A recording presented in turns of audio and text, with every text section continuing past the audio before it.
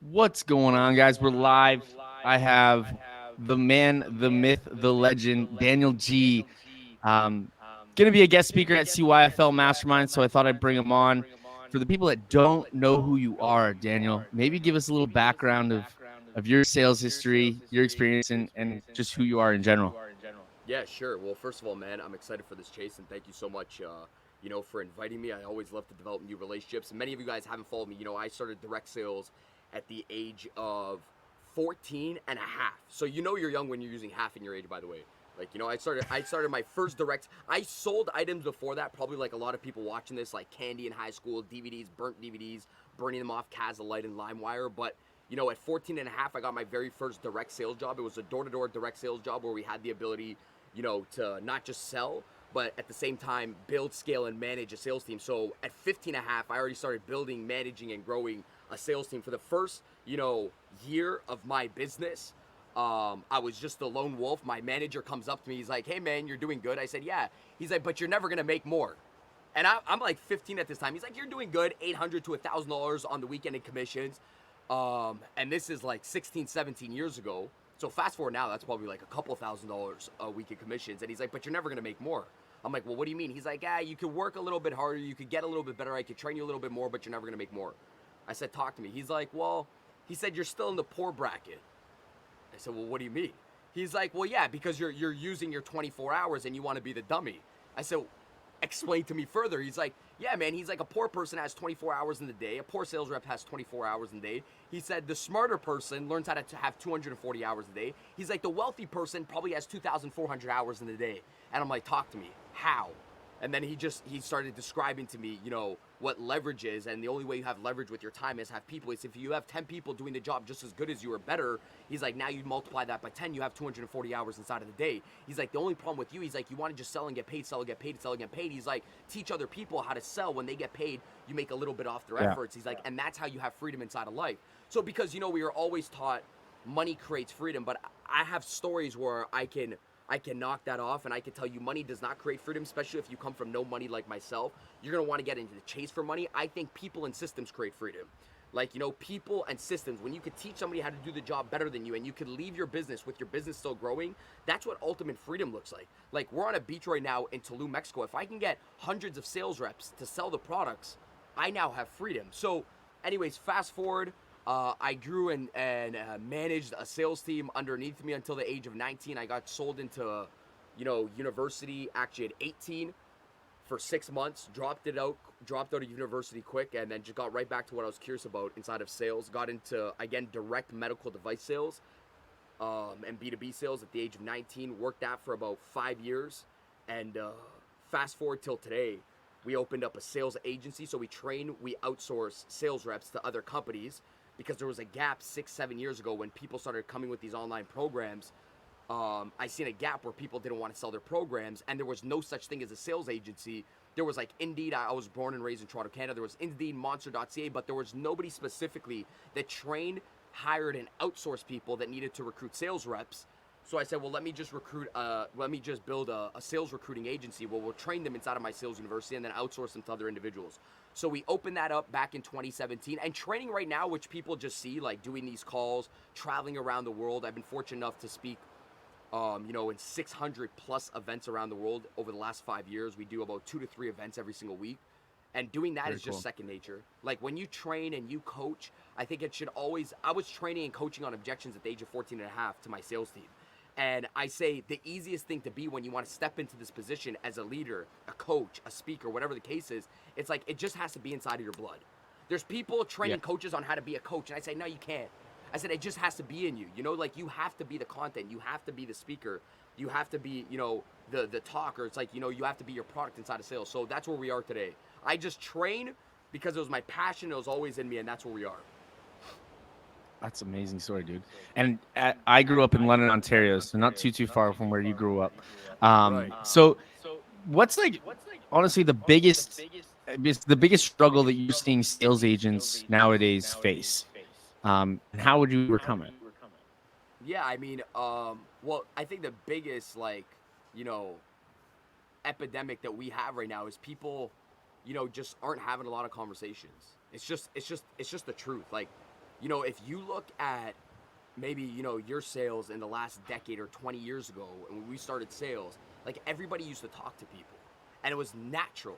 And now it's like you're forcing people to have conversations. And guess what? Sales, you're a conversationalist. That's all you are. You're a conversationalist. When you can understand this, it's like when you get an objection and you say, wait, I'm a conversationalist, that means my job is to stay inside of the conversation. Like most people just don't have enough conversations. If you're in door-to-door sales, you know, you're so focused sometimes on, okay, this is my script, this is my pitch, I'm going to try to close out this person. But you just forget because 10, 20 years ago, everybody used to say hi to each other on the block. And everybody just be like, hi, how's your day, etc. And that Carol that has a dog is walking the dog on the block, and you're so glued into your script, and you forget Carol has a roof, has windows, it needs to buy insurance, needs to buy real estate, needs to buy a mortgage, and you forget to compliment the dog. So I think the biggest thing right now is that people aren't just having enough conversations. It's like it's forced to have conversations, and it is physically impossible to have conversations and promote every single day, I say for like 7 days straight, for 6 months straight, and not have results inside of the big business. Like, the biggest thing I say, Chase, is like learn how to make success inevitable. It's my biggest thing inside of sales. I say, don't give failure a breathing room inside of sales. If you truly want to become successful, most sales reps can make, the top sales reps can make success inevitable. Meaning if you were to promote, prospect, and present your products every single day, 7 days a week, for 6 months straight, it'd almost be impossible to fail inside of the business. I've never shook the hand where somebody's like, well, man, yeah, I still don't have results, and I do all those 3 things every single day for 6 months straight. It's like when you can make like weight impossible. Like we choose our own weight. So meaning like if somebody comes up to you and they're like, well, I'm unfit, I'd be like, well, do you run, do you walk, and do you eat healthy every single day, 7 days a week for 6 months straight? Of course not. So the habits reflect the results. So I always say, like, if you were to do that, I've never shook a hand where somebody said, man, I'm not successful inside of sales, but I do all those 3 things 6 months straight. So focusing on the activity breeds a productivity in the results. For sure. I think conversations lead to conversions, not leads, not a fancy website, not a fancy logo.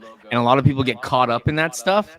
And when ultimately activity is just going to get them, right? Imperfect action. For the folks that are coming to the event, what can they expect from you? Yeah, I mean, I want to go over, I truly believe that a lot of sales reps will generalize their business. So they'll come in and they'll say, hey man, Chase, I'm struggling to close. You're struggling to close. Yeah, what do you mean by you're struggling to close? Because a lot of sales managers will just go up to them and be like, all right, well, let's just help you with the close. And I almost think a lot of people that struggle inside of sales, they generalize and they blurb the whole sales process. Like closing, I say, well, that's a big deal. Closing's a big deal. What do you mean? It's not just towards the end of the conversation, you're cool 1-2 close where you're like, hey, sign on the dotted line. I said, it has nothing to do with it. I said, you got to come to me as a sales rep and say, where are you struggling within the close? Like, are you struggling for people to open up to you because you don't know how to ask them right questions? Are you struggling with, you know how to get them to open up, but you don't know how to present towards their needs or towards what they want and what they want less of or what they want more of? Are you struggling when they give you an objection to stay inside of the conversation? Before that, are you even struggling in the first 5 seconds of a conversation to get them to open up with you because maybe their defense and their shoulders are up? So maybe you don't struggle to close. Maybe you struggle with the first 5 seconds of the conversation because they don't open up, they don't answer you truthfully, they don't answer you truthfully. You can't present to them the right product because you have a buyer that's maybe just saying yes, yeah, okay, nice. And you have that one-worded buyer. And it's going to be super hard to close a one-worded buyer if you don't open them up in the beginning. So I think throughout the whole event, I want to go through a sequence of how can I get them, how can we plug every single leak inside of the sales process? Like, from the moment you start a conversation with somebody to the moment it's finished, you're in complete rapport. And rapport is this, because I know a lot of people have been trained in sales where people say, well, rapport is a point of commonality. No, rapport is a process of engagement. It's I talk, you talk, I talk, you talk, I talk, you talk, I talk, you talk. You could see a lot of reps that are going to shit the bed towards the end of a close because they're out of rapport their whole conversation. It's not a flowing conversation. It's like when you're sitting down with somebody on a plane and you're talking that, or that person's talking, you say, yeah, no way. And they just keep freaking talking. And you say one word and they just keep talking. You're out of rapport. So the job at this event, what I'm going to be training on is how do we stay in rapport, by the way, throughout the whole conversation? How is there a process of engagement and the subtle thought that comes through the client's mind where there's something about this person that I just like? And rapport just isn't in the beginning stage. Rapport means you're doing it throughout the whole sale. Because I know a lot of people say, you know, build rapport, ask some questions, solve the problem, present the solution, deal with the objection, close the sale. No. You got to get the person to respond to you and like you, which is rapport, The subconscious factor of somebody saying, I like this person, something about this person. You got to get that throughout the whole sale. You just don't do it in the beginning, and then towards the end, you loosen up. They close off. Towards the end, you want them to be in more rapport, so it's easier to get the sale. Like, you need them to be laughing more, to be talking more, to be more open towards the end, because you're about to ask for money, which is the hardest thing for people to give, right? So I say rapport is the art of getting them to open up throughout the conversation, not opening them up and then closing it off. Like, they should be laughing towards more of the end and have a smile on their face as they're paying you. So that's what we're going to go over throughout the event. Beautiful. So it's like not getting service level answers to your questions. It's not talking 80% of the fucking time because you're sitting there just trying to get the questions out, get the script out. I love that because so many agents screw this up, and they just try to go straight to the script, get the question answered, and then move on. And instead of engaging in conversation, which is a big struggle, I would find. For the guys that are coming to the event, anything you would want to leave off or just tell them before, if people that are on the fence for coming to the event, what would you want to tell them? I'll say one thing. There is going to be no more powerful sales event. And guys, by the way, I speak on events Friday, Saturday, Sunday. I'm the most booked sales trainer in the world right now. Like, when I say world, I use that word heavily, meaning like I'm in Mexico right now. Tomorrow we go to Frankfurt, Germany. The next day we go to Sardinia, Italy. Then we're back in the United States of America. I do events every single weekend. Chase has put together one of the most powerful virtual events and invested into a lot of it to hear a dynamic range of speakers so you could just plug and play. So I think people are spoiled with this event. And the only word of advice I would say is, like, just don't show up to say you showed up. Like, show up and be present inside of the event, because that's the only way you truly have a breakthrough inside of the event. A lot of people show up to events and they want to, they show up, oh, I bought a ticket. But the ability to eliminate everything inside of your mind, to sit there and be present, to have a breakthrough, is the highest level of learning. Like, you can learn and go teach somebody, you can learn and apply it, but when you have an experience at an event where you come out an event and somebody asks you, man, how was it? How was the event that they held? Man, I can't explain it to you. What do you mean? I can't explain it to you. It's like when you have like amazing sex and you're like, dude, it's flying right now. It's amazing. You can't explain it. To me, that's a breakthrough moment. And sometimes, like, you got to be so present, you got to be so locked into an event to experience that, and it's only you can experience it. And I feel like it's the highest level of learning. So when you're at the event, everything off, and you're there for one reason only, to grow. And I can't wait to see you guys there. So I appreciate you guys having me. Thank you guys so much. Dude, I know you're a busy guy, so I'll let you get back to it. Could I get a one call your fucking leads for me, bud? Call your fucking leads. That's it. Call your fucking leads. Nobody's going to call them for you. That's it. Nobody's going to call your fucking leads for you. This is what I say, Chase. I tell my salespeople, I'm like, I got 5 rules. Five words. I will help. I'm going to do 1, 2, and 3. You're going to do 4 and 5. You sell. So I will help 1, 2, 3. You're going to do 4 and 5. I will help. You call. I will help. You sell. I will help. You close. I don't pick up the phone and fucking close for you. You pick up the phone and you fucking call the leads and close for yourself. I'll do 1, 2, and 3. You do 4 and 5. Call your fucking leads. I appreciate you, man. Guys, for the people that are on the fence, claim your tickets now. Every speaker that we announced, we are increasing the pricing. Right now, it's an absolute stupid deal. I am losing money already.